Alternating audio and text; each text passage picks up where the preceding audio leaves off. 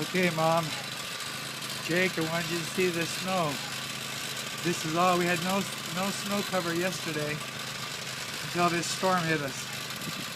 So Worcester got 28 inches of snow, and quite a bit. See, so now I'm out here. I borrowed some goggles. I'm going to Jake's truck.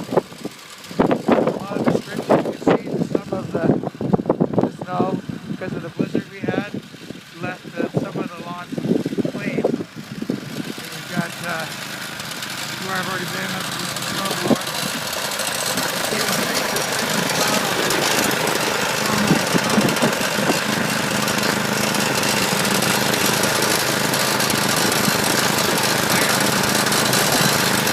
Especially right here by Jake's truck.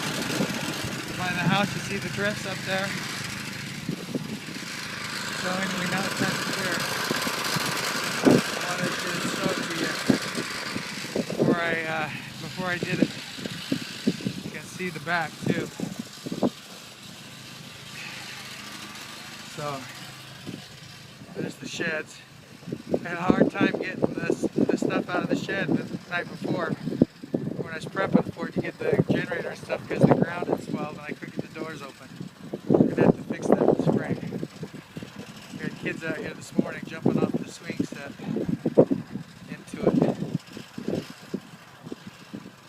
Anyway, it's pretty interesting.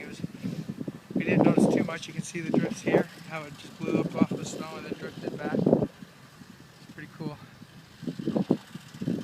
So the Cape got hit worst. They have 90% of the people were without power. Did a lot of destruction with the high tides and the heavy snow. I think at this point they're saying Worcester got the most. Worcester and Shrewsbury and Northborough. But it's not too bad. You can hear the winds gusting. So anyway, I'm going to stop now. I'm going to clear this thing. Then head over to Proximo. Alright, see ya.